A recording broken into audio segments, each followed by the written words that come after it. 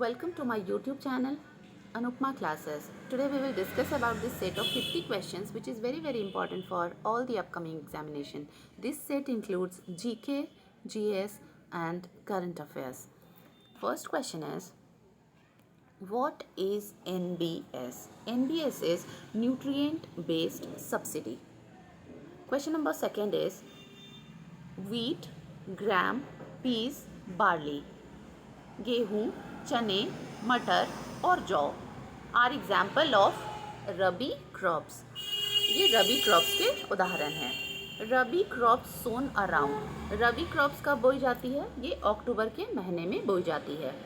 रबी crops also called as winter crops. Rabi crop को winter crop भी कहते हैं.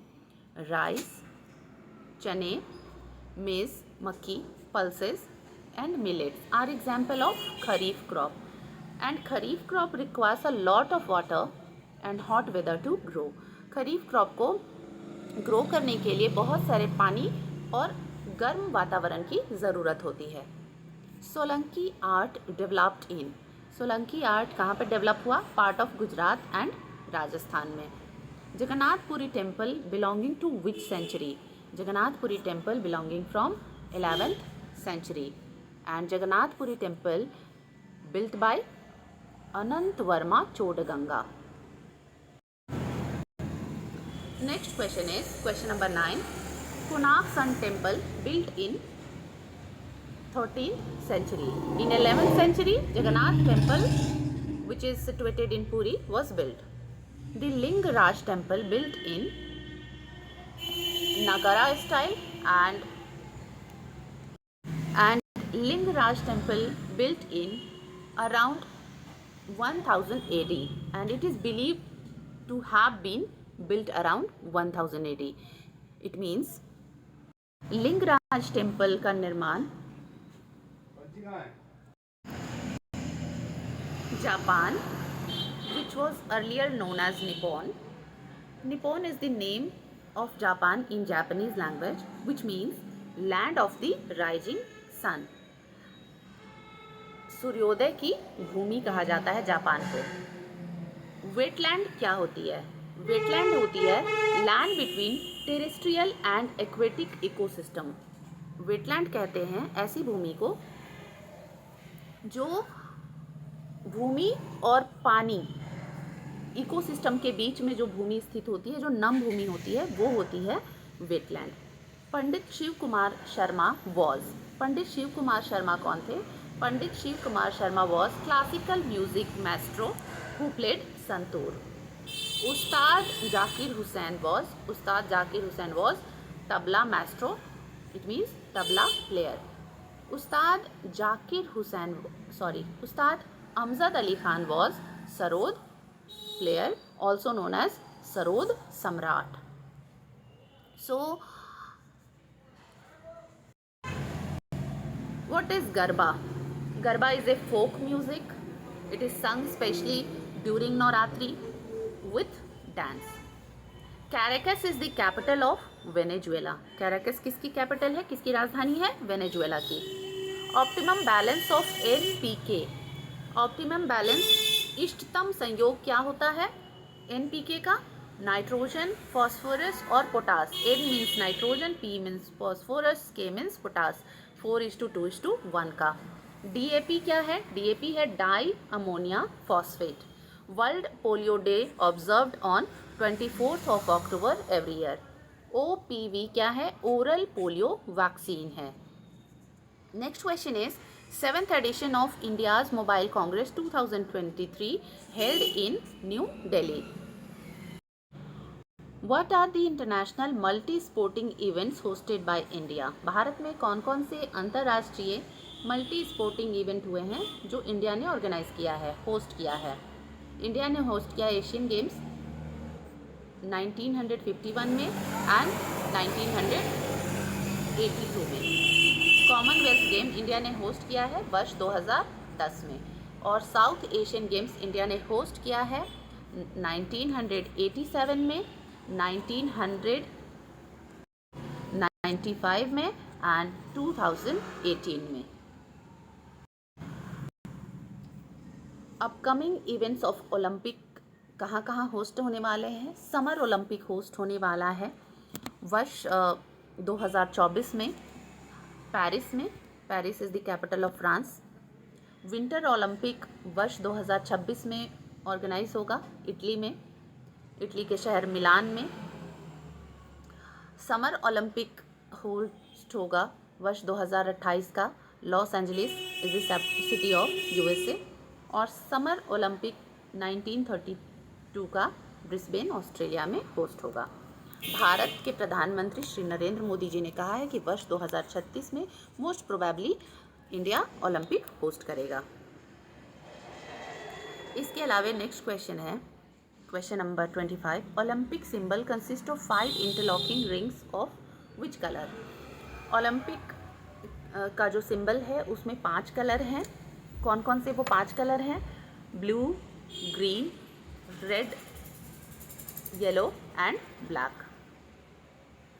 फर्स्ट मॉडर्न ओलंपिक कहाँ पे हेल्ड हुआ है? फर्स्ट मॉडर्न ओलंपिक हेल्ड हुआ है Athens which is the city of Greece in 1896. Precise exact date of Olympic starting is uncertain. जो सटीक डेट है, प्रिसाइज डेट है ओलंपिक का, वो मालूम नहीं है, अनसर्टेन है, अनिश्चित है। बट कॉमनली एक हिस्टोरिकल रिकॉर्ड के तौर पे कौन सा डेट मेंशन किया जाता है? वो डेट है 776 BC। ओलंपिक का स्टार्टिंग डेट माना जाता है, जो कि ग्रीस के शहर पेलोपोनीज से शुरू हुआ है। ये डेट जो है अभी के डेट से 3000 वर्ष पहले का माना जाता है।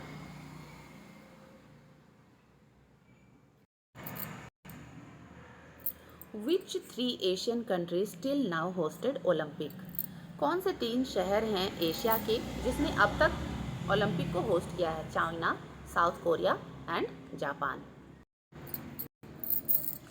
नेक्स्ट क्वेश्चन है 141वां इंटरनेशनल ओलंपिक कमेटी सेशन कहाँ हेल्ड हुई? मुंबई में। 141st International Olympic Committee session held in Mumbai. Hydrogen fuel cell vehicle produce one of the following exhaust. So hydrogen fuel cell vehicle जो है ये प्रोड्यूस करती है one of the following as exhaust. तो H2O exhaust के तौर पर produce करती है। नेक्स्ट क्वेश्चन है hydrogen can be used directly as a fuel for internal combustion. Internal combustion के लिए क्या हाइड्रोजन को यूज़ किया जा सकता है as a fuel? Yes, directly तो हाँ कर सकते हैं। Is hydrogen can be blended with natural gas and used as a fuel? क्या हाइड्रोजन को ब्लेंड कर सकते हैं नेचुरल गैस में, प्राकृतिक गैस में एज ए फ्यूल? यस, कर सकते हैं। पेरिस एग्रीमेंट के तहत under Paris Agreement India pledge to reduce the emission intensity of its economy by 30 to 35% from 2005 level. Bharat ने पेरिस पर्यावरण समझौता के तहत ये प्लेज किया है कि 2005 में जो हमारा लेवल रहा है, इंटेंसिटी रहा है पर्यावरण का, जो वायु प्रदूषण रहा है, उस लेवल से 30 to 35% रिड्यूस करेगा। कब तक? वर्ष 2030 तक। इसके अलावा नेक्स्ट क्वेश्चन है question number 34। What is CRH? CRH is climate risk horizon. Atal Innovation Mission is set up under which ministry? Atal Innovation Mission set up under Ministry of Labour and Employment. श्रम एवं रोजगार मंत्रालय के अंतर्गत अटल innovation mission set किया गया है। 5T Orissa government ने इसे लॉन्च किया है और 5T उनका स्टैंड है to run the government. 5T का क्या मतलब होता है? 5T का मतलब है team work, transparency, technology and transformation. 5T initiative in Odisha government model that stand aims of improving government, governance, ensuring efficiency, delivery of public services. So 5 T's: teamwork, transparency, technology and transformation. And fifth one is time. यहाँ पे 4 दिए हुए हैं: teamwork, transparency, technology and transformation. Fifth one is time. अटल भूजल योजना funded by, अटल भूजल योजना fund की गई है गवर्नमेंट ऑफ इंडिया के द्वारा एंड वर्ल्ड बैंक के द्वारा 50-50 के रेशियो में, यानी 1:1 के रेशियो में, और ये लोन के फॉर्म में होगा। वर्ल्ड बैंक इंडिया को ग्रांट नहीं दे रही है, और अटल भूजल योजना में जो भी पैसा आएगा वर्ल्ड बैंक के थ्रू और जो गवर्नमेंट देगी वो गवर्नमेंट स्टेट्स को एज ए ग्रांट देगी, लोन के तौर पे नहीं देगी। ये दोनों फंड मिला के गवर्नमेंट जिस भी स्टेट में भूजल की समस्या होगी, जो कि बता दिया गया है किन किन स्टेट्स में है, उन स्टेट्स को दी जाएगी ग्रांट के तौर पर, अनुदान के तौर पर। अटल भूजल योजना के बारे में, ये सेंट्रल स्पॉन्सर्ड स्कीम है to facilitate sustainable ground water, और इसमें जो रकम सुनिश्चित की गई है वो है लगभग 6,000 करोड़ का, जिसमें से 3,000 करोड़ जो है ये वर्ल्ड बैंक लोन देगी और 3,000 जो है गवर्नमेंट ऑफ इंडिया इन्वेस्ट करेगी। Zaid crops are sown in, zaid crops जो है बोई जाती है मार्च के महीने में और हार्वेस्ट की जाती है, काटी जाती है जुलाई के महीने में। जैद फसल जो है रबी और खरीफ फसल के बीच बोई जाती है। जैद फसलों में फल, सब्जियां, फॉडर यानी कि चारा, पशु चारा वगैरह आता है। नेक्स्ट क्वेश्चन है troposphere, stratosphere, mesosphere, thermosphere is part of atmosphere. अर्थात जो ट्रोपोस्फेयर है, स्ट्रेटोस्फेयर है, मेसोस्फेयर है, ये किसका हिस्सा है? ये एटमॉस्फेयर का हिस्सा है। Biosphere is the part is all about life, is also known as biosphere.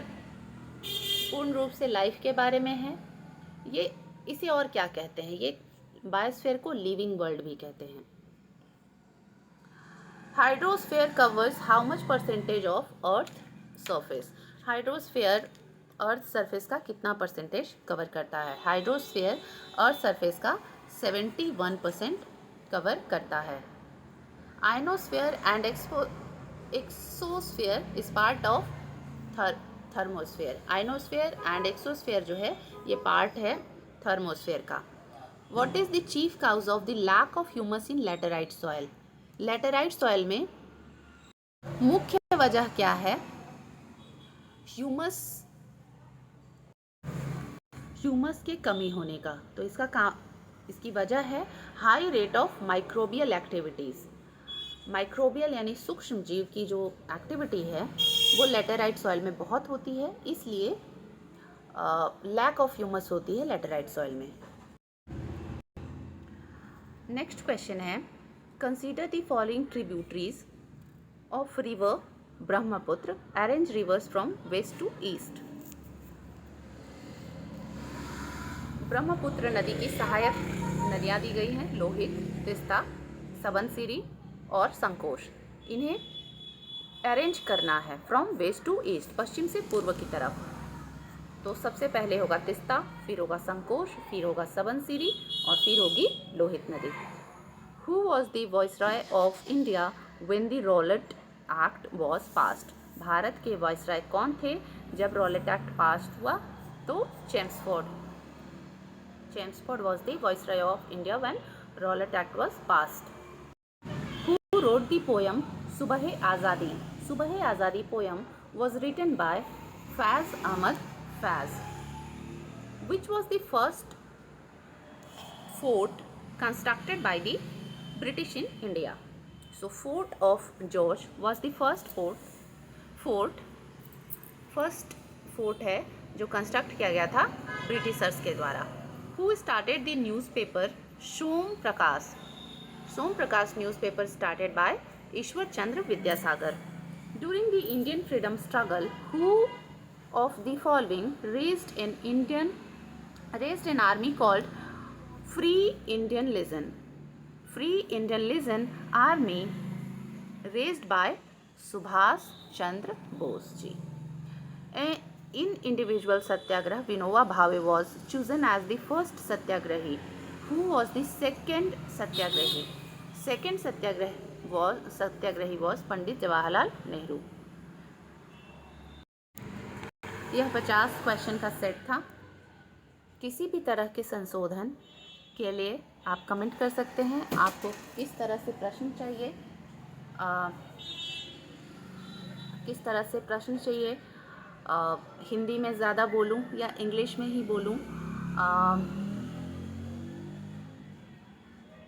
आपको डिस्क्रिप्शन बोथ लैंग्वेज में चाहिए या हिंदी में सिर्फ दूं या इंग्लिश में, आप कमेंट सेक्शन में बताइए कहाँ पर करेक्शन रिक्वायर्ड है. मैं उसे ज़रूर ऑप्ट करूँगी. Thank you for listening.